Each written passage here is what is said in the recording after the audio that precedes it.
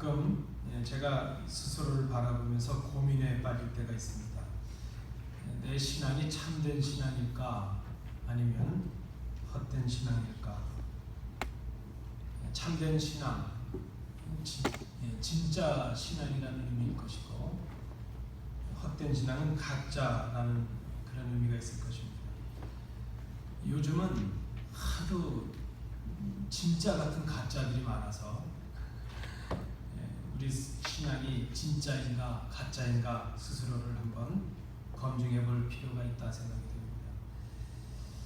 그런데 우리 신앙이라고 하는 것은 내적이고 영적인 문제이기 때문에 참신앙과 거짓신앙, 가짜신앙을 구별해내는 것이 쉬운 일은 아니다 생각이 됩니다. 오늘 우리 함께 읽으신 본문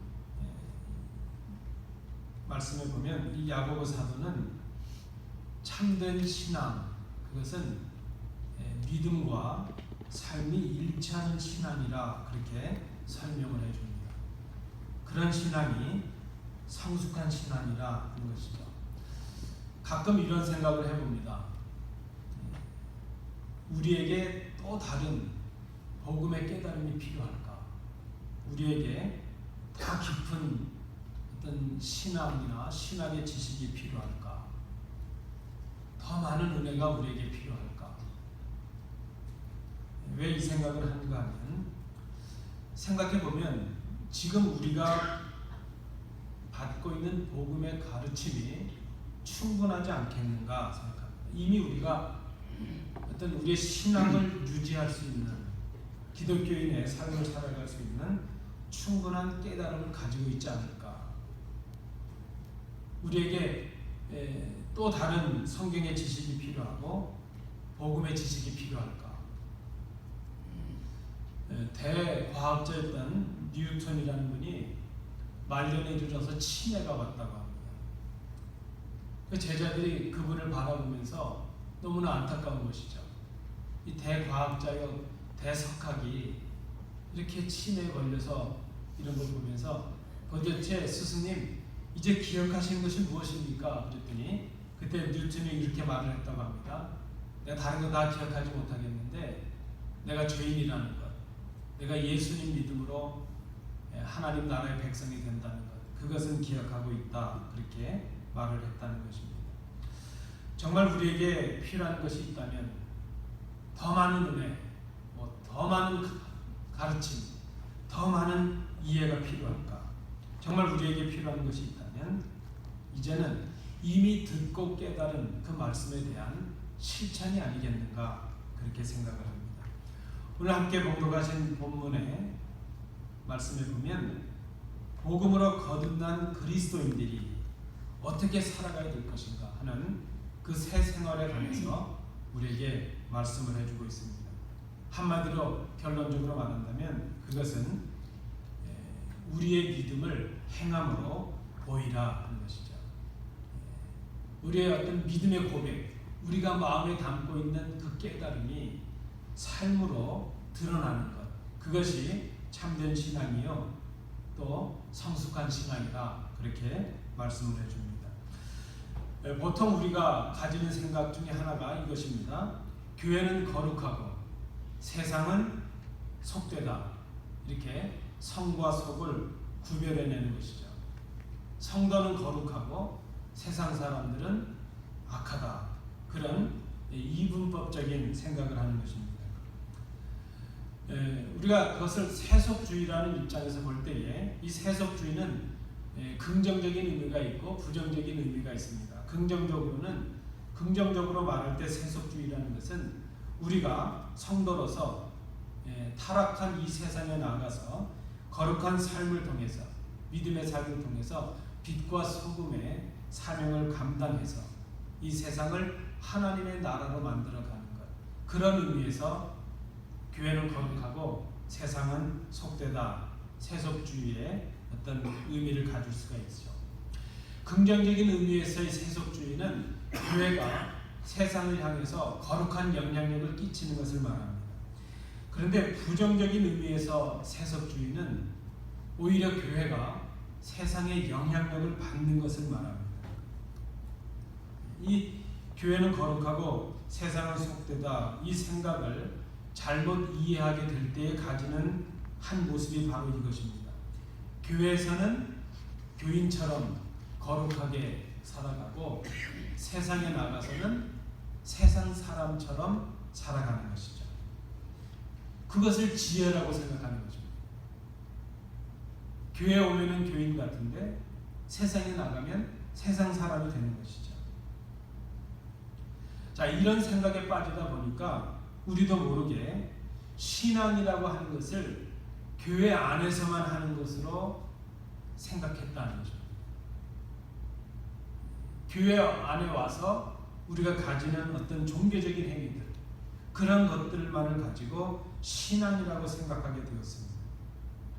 말씀을 깨닫고 고백하고 찬송하고 예배하는 이런 것들을 신앙으로 생각하고 우리 일상의 삶 속에서 이웃들과 더불어 살아가는 우리의 말과 행동은 신앙이라는 차원에서 생각하지 못했다는 것입니다. 믿음과 삶을 별개의 것으로 나눠버리고 말았습니다. 그것은 바람직한 신앙이라고 말할 수가 없고 반쪽짜리의 신앙이라 그렇게밖에 말할 수가 없습니다. 이렇게 생각하는 사람들에게 신앙과 경건의 장소는 오직 교회가 되었습니다. 교회 안에서만 신앙의 모습이 있을 필요가 있고 세상에 나가서는 그저 세상 사람처럼 살면 된다는 것이죠. 그것이 우리가 가지는 신앙에 대한 큰 오해 중에 하나라 생각이 됩니다. 근데 여러분, 그렇지가 않습니다. 교회는 신앙과 어떤 신앙을 위한 어떤 충전과 훈련의 장소라면 그 훈련된 신앙과 고백을 실천해야 될 진정한 신앙의 삶의 자리는 바로 우리의 일상의 삶이라는 것이죠. 그게 바람직한 신앙이라 말할 수 있습니다. 그래서 경건이라고 말할 때, 우리가 영적이라고 말할 때 그저 기도하는 모습, 예배하는 모습 속에서만 찾아지는 것이 아니라 진정한 신앙의 모습은 우리의 가정생활 속에서, 일상의 삶 속에서 이루어지는 것이 진짜 영적이고 신앙적인 삶이라는 것을 우리가 생각하지 못했다는 것입니다. 야고보 사도에 의하면 자기가 고백하는 믿음을 온전히 삶으로 실천하는 사람, 그 사람이 바로 성숙한 신앙인이라 하는 것입니다. 그런 신앙이 참된 신앙이라 하는 것이죠. 오늘 본문의 표현에 의하면 그런 신앙이 정결하고 더러움이 없는 참된 경건이라 하는 것입니다. 반면에 자기가 깨닫고 고백하는 것을 삶으로 실천하지 않는 그런 믿음, 그것이 바로 헛된 경건이요, 성숙하지 못한 신앙이요, 거짓된 신앙이라 하는 것을 말씀을 하고 있습니다. 아무리 말씀에 대한 깨달음이 깊고 고백이 넘쳐난다 할지라도 삶 속에서 말씀을 실천하지 않고 있다면 그 믿음은 헛것이라 하는 것이죠. 그렇게 살아가면서도 내 믿음이 참되다 그렇게 생각하고 있다면 그것이 바로 스스로 섞고 있는 거짓 신앙이라 하는 것을 오늘 본문이 말씀하고 있습니다. 좀 구체적으로 오늘 본문이 말씀하고 있는 헛되고 거짓된 신앙의 모습들이 몇 가지 있습니다. 첫 번째는, 헛된 신앙의 첫 번째 모습은 형식적인 신앙입니다. 형식적인 신앙. 26절 말씀해 보시면, 누가 스스로 경건하다 생각하면서도 혀를 다스리지 않고 자기 마음을 속이면 이 사람의 신앙은 헛된 것입니다. 오늘 본문의 26절에 쓰인 이 경건이라는 단어는 트레스코스라는 말인데 아마 이 번역이 좀 어려우니까 경건이라고 쓴 것 같습니다. 이 말의 원래적인 의미는 무엇인가 하면 우리가 지금처럼 이렇게 예배할 때에 예배할 때 있어지는 외적인 행위들, 그것을 말합니다. 하나님께 나와서 예배하고 기도하고 찬송하고 예물을 드릴 때 보여지는 이 모습, 이것을 지금 경건 이렇게 번역을 하였습니다. 그래서 이 단어를 우리가 가지고 좀 이 말씀을 26절을 다시 의역을 좀 한다고 한다면 이렇게 할 수 있겠습니다. 이렇게 예배 시간에 나와서 기도하고 찬송하고 예물을 드리는 우리 모습이 진짜 신앙이라고 그렇게 생각하면서도 우리 일상의 삶 속에서 혀를 제어하지 못하고 다스리지 아니하고 함부로 말하고 그 믿음의 고백하는 대로 살아가지 않는다면 스스로를 속이는 헛된 신앙이라, 이런 의미로 26절에 쓰여지고 있습니다. 우리가 하나님께 최고의 예배를 드리고 최고의 의식을 가지고 예식을 가지고 예배를 드린다 할지라도 이 예배 자리를 떠나서 우리가 그 말씀에 순종해서 실천하는 삶을 갖지 못한다면 그 예배가 바로 형식적이고 외식적인 예배예요. 그런 신앙이 바로 형식적인 거짓 신앙에 불과하다 하는 것입니다. 이런 사람들은 사도 바울이 표현한 대로 디모데후서 3장 5절의 말씀처럼 경건의 모양은 있지만 경건의 능력은 부인하는 사람들, 이런 의미로 해석이 될 것입니다. 우리가 깨달은 말씀, 우리가 고백하고 있는 신앙의 고백, 이것들이 이 말씀이 삶에서 실천되지 않는다면, 우리가 비록 이렇게 나와서 정성스럽게 예배한다 할지라도 한 시간에 예배하는 이것으로 우리의 신앙이 완성됐다고 생각한다면 그것은 형식적인 신앙에 불과하다는 것입니다. 종교적인 행위, 그것이 우리의 경건을 다 드러내는 것이 아니라는 것을 우리가 기억해야 됩니다. 우리 일주일의 삶을 다 포기하고 한 시간의 예배, 우리가 이 예배를 드린 것, 경건하게 드렸고 정성을 다해 드렸다는 이 자체로 우리의 신앙이 완전하다, 온전하다 생각한다면 그것이 스스로를 속이는 거짓된 신앙, 헛된 신앙이라는 것을 지적하고 있습니다. 두 번째, 오늘 본문이 말씀하고 있는 헛된 신앙의 두 번째 모습은 절제하지 못하는 신앙. 누가 스스로 경건하다 생각하면서도 혀를 다스리지 않고 자기 마음을 속이면 이 사람의 신앙은 헛된 것입니다. 여러분, 우리 입에서 나오는 말은 우리의 사람됨의 격을 나타내죠. 인격을 나타냅니다. 뿐만 아니라 우리가 가지는 신앙의 격을 나타내는 것입니다. 이 말이 얼마나 중요한지 야고보 사도는 3장 1절에서 이런 말을 합니다. 우리가 다 실수가 많은 사람들이지만 혹 말에 실수가 좀 없다면 그 사람은 온전한 사람이라 이렇게 말해도 좋겠다는 그 말씀을 하죠. 3장 1절 말씀에 보면 그런 말씀이 있습니다. 여러분, 우리의 언행이 자제되지 못한다면 그의 신앙은 성숙한 신앙도 아니고 헛것이고 거짓된 것이라 그렇게 말할 수가 있습니다. 제가 아까 3장 1절이라는데 2절이자 한번 우리 읽어보실까요? 우리가 다 실수가 많으니 만일 말에 실수가 없는 자라면 곧 온전한 사람이라 능히 온 몸도 불내 씌우리라. 말에 실수가 없다는 것, 우리는 그렇게 생각할 수 있습니다. 아니, 우리의 신앙과 말과 무슨 상관이 있을까? 그렇지가 않습니다. 우리의 말은 우리의 마음의 표현이에요. 우리의 생각의 표현이에요. 우리 삶의 한 단적인 표현이 되기 때문입니다.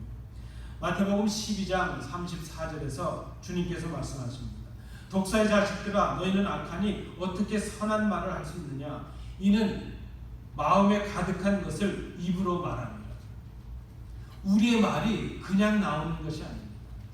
우리의 말은 우리의 신앙을 드러내고 우리 인간됨의 격을 드러내고 우리의 됨됨이를 드러내고 우리가 가지고 있는 생각을 드러내는 것이 바로 말이기 때문입니다.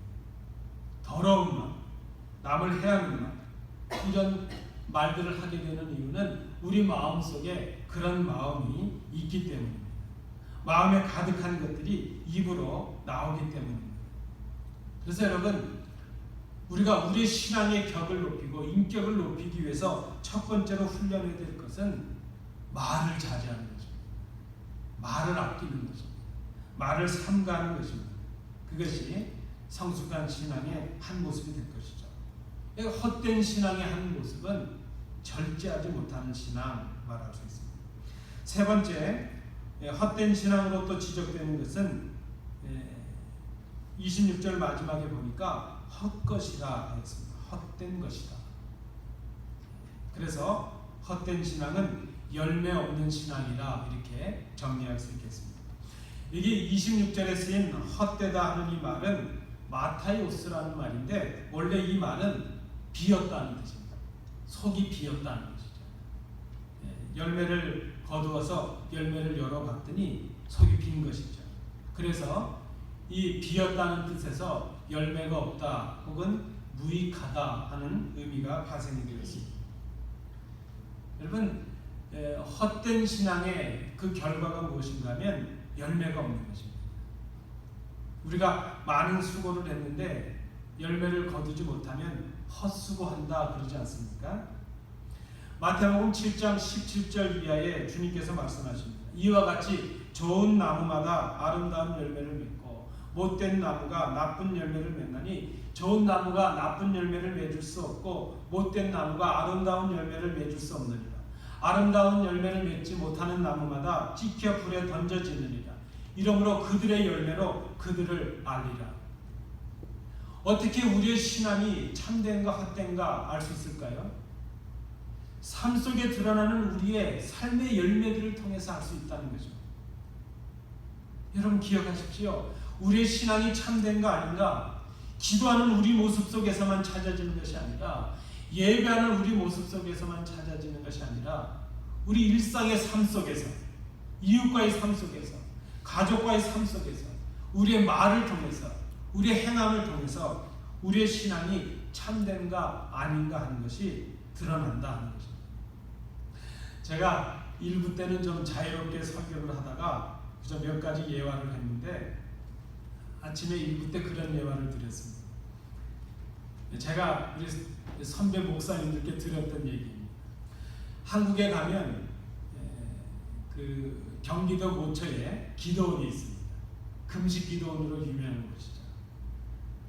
근데 하루는 그 기도원에 인접해 있는 사과 농장의 과수원 주인이 기도원 담당자를 찾아와서 컴플레인을 하는 것이죠. 불평을 말합니다.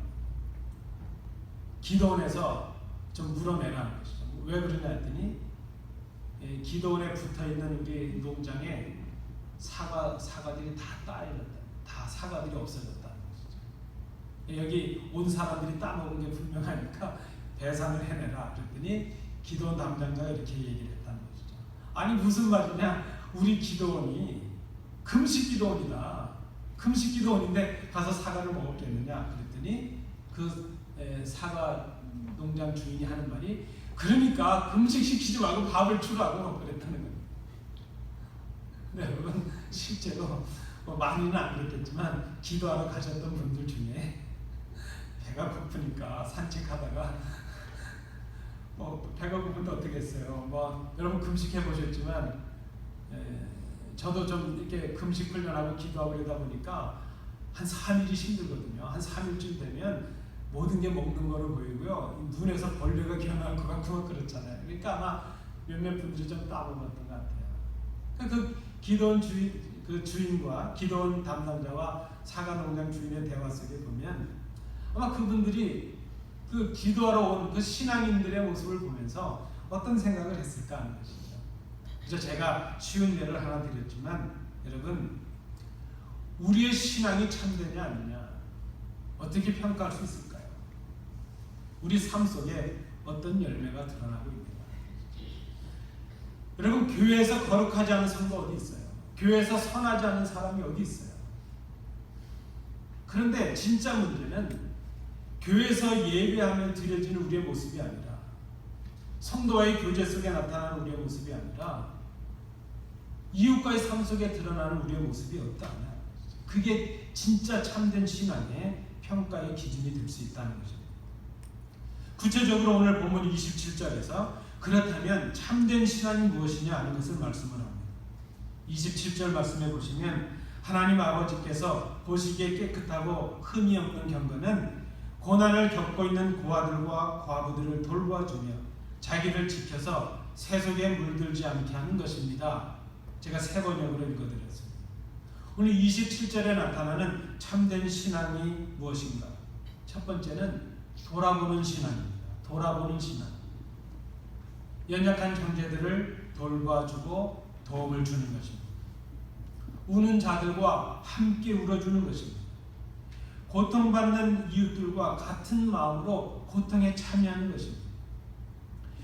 옆에서 고통을 당하고 있는데 그저 나만 아니면 돼, 내 자녀만 아니면 되고 나만 아니면 돼, 그것이 아니라는 것입니다. 여러분, 우리가 교회가 어려울 때 함께 어려움을 당하잖아요. 한 몸이기 때문입니다. 우리를 위해서 독생자를 보내신 하나님의 사랑을 이웃들에게 나누는 것이죠. 근데 그 사랑을 나눌 때에 우리의 마음도 나누고 우리의 물질도 나누고 함께 나누는 것이죠.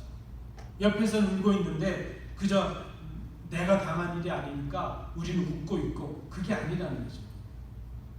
우리를 위해서 십자가에 죽으신 예수 그리스도의 십자가, 그 사랑을 증거할 때에 그것은 그저 말로만 하는 것이 아니라 우리의 삶과 물질과 우리의 마음으로 함께 나누는 것이죠. 고통과 아픔 속에 있는 이웃들을 돌봐주는 것. 여러분, 이것이 단순히 구제 차원에서 말할 것이 아니라 소위 말하는 박애주의, 휴메니즘에서 말할 것이 아니라 신앙의 차원에서 생각해야 된다는 것을 우리가 기억해야 될 것입니다. 제가 몇 주 전에 어떤 칼럼을 읽다가 얼마나 마음에 찔렸는지 몰라요. 저도 좀 결단하고 실천해야 되겠다 생각을 하는데, 지금도 이 지구상에 매 3초마다 어린 생명들이 굶어서 죽고 있답니다. 매 3초마다 한 생명이 이 땅을 떠난다는 겁니다. 그 중에 큰 이유 중에 하나가 뭐 전쟁이나 이런 것도 있지만 가장 큰 것이 굶어서 죽는 거예요. 굶어서 죽는 거예요. 기가 막힌 일 아닙니까? 한쪽에서는 너무 살이 쪄서 다이어트를 하고 운동을 합니다. 근데 한쪽에서는 그저 기본적인 양식이 없어서 굶어가고 있는 거죠. 오늘 말씀에 돌아보는 신앙, 고아와 과부로 대변되는 연약한 자들, 나약한 자들, 병든 자들, 그저 한 톨의 양식이 없어서, 한 줌의 양식이 없어서 죽어가고, 그저 항생제 하나를 쓰지 못해서 병균으로 죽어가는 그 연약한 이웃들, 고통과 아픔 속에 있는 이웃들을 돌아보는 것, 그런 삶을 살아가는 것, 이것이 우리 신앙의 차원이라는 것을 우리가 생각할 수 있어야 됩니다. 우리 성도들 안에도 어려움을 당하는 성도들이 있으면 외면하지 마십시오. 마음을 나누십시오. 물질로 나누십시오. 우리가 물심양면이라 그러잖아요. 나만 아니면 돼, 그게 아닙니다. 교회 어려움이 나의 어려움이, 성도 어려움이 나의 어려움이, 이웃의 아픔이 나의 아픔이라는 것을 생각할 수 있어요. 이것이 우리가 감당해야 될 신앙의 차원이라는 것을 기억해야 될 것입니다. 우리 주님도 말씀하시지 않습니까? 마지막 때에 내가 갇혔을 때, 내가 고통을 당할 때 너는 나를 돌아보지 않았다. 그때 말합니다. 아닙니다, 주님. 우리가 늘 하지 않았습니까? 그 의미가 이것 아니겠습니까? 우리가 늘 교회 나와서 예배하고 하나님을 섬기는 모습을 가졌지만 실제적인 우리의 삶 속에서 고통받고 아픔 속에 있는 그 이웃을 외면했던 것, 그것이 곧 주님을 향한 외면이었음을 우리가 기억해야 될 것입니다. 참된 신앙, 참된 경건이 무엇인가? 돌아보는 신앙, 기억해야 될 것입니다. 두 번째, 오늘 본문이 말씀하고 있는 참된 신앙은 자신을 지키는 신앙이에요. 자신을 지키는 것. 자신의 거룩함을 지키고 자신을 정결하게 지켜나가는 것. 그리스도인으로서 자신을 정결하게 지키는 것. 여러분, 이 마지막 때에 간악한 사탄의 유혹이 무엇입니까? 우리를 세상처럼 되라는 것이에요. 우리에게 사탄이 유혹할 때 뭐 죄를 지라, 죄인이 되라, 그렇게 유혹하지 않습니다. 우리를 유혹하는 것 당연히 딱 한 가지입니다. 세상 사람처럼 해도 돼, 세상처럼 되라는 것이죠. 세상과 같아지라는 유혹입니다. 세상의 습관으로부터 우리를 지키는 것, 자신의 마음을 지키고 인격을 지키고 몸과 마음을 정결하게 지키는 것, 이것이 인격의 문제나 윤리 도덕의 문제가 아니라 신앙의 문제라는 것을 우리가 기억해야 될 것입니다. 몇 해 전에 통계이긴 한데요, 좀 교회를 비난하는 분들이 썼던 글 중에 이런 표현이 있었습니다. 한때 우리나라의 국회의 국회의원 중에 크리스찬이 40% 50%가 넘을 때가 있었다. 보통 우리가 크리스찬을 한국에 한 20% 정도라고 생각을 하는데 그 당시에 국회에 40% 50%가 넘게 국회의원들이 그렇게 다 크리스찬이었다. 그때는요 대통령도 장로님이셨어요. 그런데 여러분 평가가 어떻습니까? 그때가 가장 국회가 타락했던 때요. 가장 부패했던 때. 가장 부정부패가 많았던 때가 그때였다는 겁니다. 통계적으로 나오는 것이죠. 얼마나 부끄러운 일입니까? 뭐 저는 제가 정치에 관해서 말할 건 아니지만 지금 두려워요. 믿는 분들이 뭐 한다 그러면 두려워요. 제 친구도 지금 국회의원이 됐지만 제가 한국에서 제 아버님 장례 치를 때 저에게 왔길래 인사를 나누면서 제가 그랬어요. 뭐 제가 할 말은 아니지만 좀 잘해라 그랬어요. 국회의원으로서 예수 믿는 사람답게 좀 잘해라 그랬더니 그 친구도 한마디 저한테 했어요. 너도 잘해라 목사답게. 알았다. 좀 부끄러운 일 아닙니까? 그리스도인들이 자신을 지키지 못해요. 그리스도인답게 살아가지 못해요. 세상과 다를 바가 없어요. 아니 세상보다 더해요. 세상 사람들만큼 상식도 지키지 못해요. 오늘 본문이 말씀하고 있지 않습니까? 자신을 정결하게 지키라는 것입니다. 세상의 악한 습관으로부터, 세상의 죄악으로부터 자신이 하나님이 기뻐하시는 모습으로 지켜내는 것, 그것이 바로 참된 신앙이요 참된 경건이라는 것이죠. 하나님께 드려지는 정결하고 흠없는 예배, 하나님께 드려지는 산 제사를 드리는 사람들이 되라는 거죠. 그러면 여러분, 우리가 이런 참된 신앙인이 되기 위해서 무엇을 해야 될 것인가? 오늘 본문이 몇 가지 우리에게 말씀해 줍니다. 첫 번째, 23절, 24절에 있는 말씀의 내용대로 듣기만 하지 말라. 듣는 자가 되지 말고 행하는 자가 되라. 말씀을 듣고 깨닫는 사람, 그것으로 멈춰버리는 사람은 마치 잘 보이지 않는 거울로 자신을 보고 희미하게 보고 곧 잊어버리는 자와도 같다는 거죠. 이 당시의 거울은 희미한 청동 거울이죠. 거울로 비춰봤지만 희미하게 보고서 깨닫지 못하는 것이죠.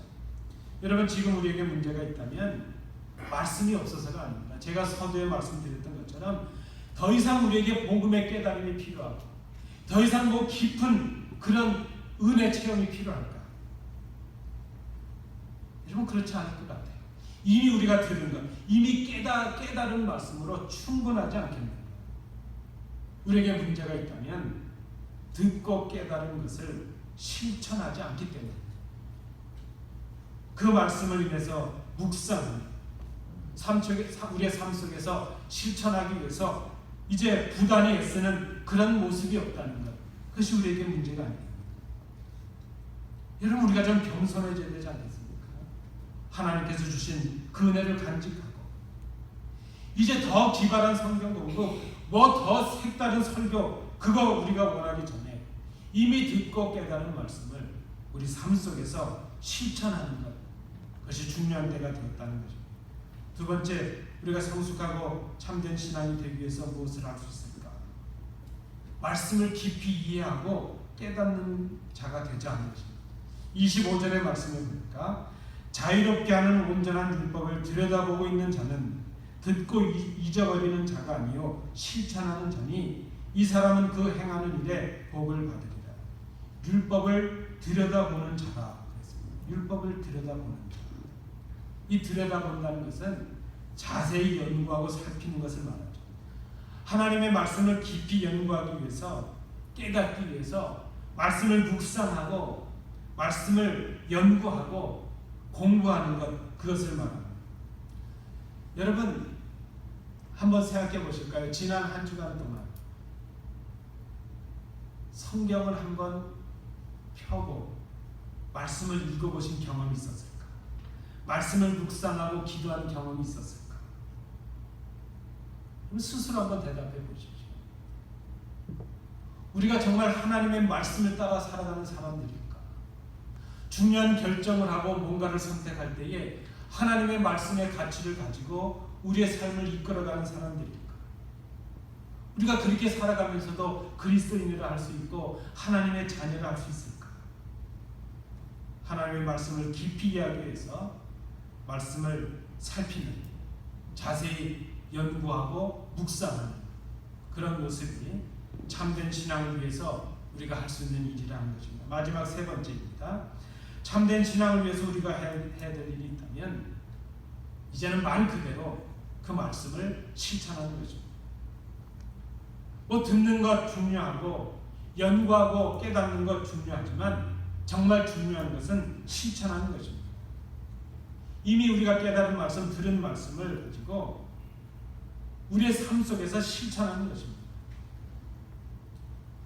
왜 우리가 그리스도인다운 열매를 맺지 못할까? 실천하지 않기 때문에. 마음으로는 먹는데 우리의 입으로, 우리의 행함으로, 우리의 손으로 행하지 않기 때문에.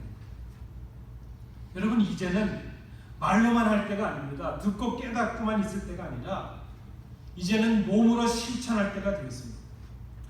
하나님을 향한 여러분의 사랑, 성도를 향한 여러분의 사랑을 몸으로 보여주실 때가 되었습니다. 우리의 물질과 마음으로, 몸으로 실천하고 행해야 될 때가 되었다는 것입니다. 그것이 참된 신앙일 수 있기 때문에 말씀을 맺습니다. 저도 그렇고 여러분도 그렇고 우리 모두가 다 성숙한 신앙인들이 되기를 우리는 원하고 있습니다. 참된 신앙인이 되기를 소원합니다. 그런데 여러분, 이거는 그냥 시간이 가면 저절로 되는 것이 아닙니다. 다른 사람들이 나를 위해서 만들어 줄 수 있는 것도 아닙니다. 성숙한 신앙인이 된다는 것, 참된 신앙인이 된다는 것, 뭐 지식이 많느냐, 얼마만큼 신앙의 경륜을 가졌느냐, 교회 얼마만큼 많이 다녔느냐, 거기에 달려있는 것이 전혀 아닙니다. 지금 바로 이 순간 내가 하나님 앞에서 어떤 결단을 하고 있느냐, 우리가 이렇게 정성스럽게 드려지는 이 경건한 예배가 우리의 삶에서 어떻게 이어지고 있느냐, 우리가 깨달은 말씀이 우리 삶 속에서 어떻게 실천되고 있느냐, 바로 우리의 영적 성숙의 여부는, 참된 신앙인가 아닌가의 그 여부는 우리의 삶 속에서 드러나는 우리의 언행을 통해서 보여진다 하는 것입니다. 우리의 생활을 통해서 하나님께서 기뻐하시고 누군가가 우리 때문에 기뻐하고 행복해지고 용기를 얻고 있고 누군가가 우리 때문에 주님께로 나가고 있다면, 구원의 능력을 맺고 있다면 우리가 믿음의 열매를 맺고 있는 사람들일 것입니다.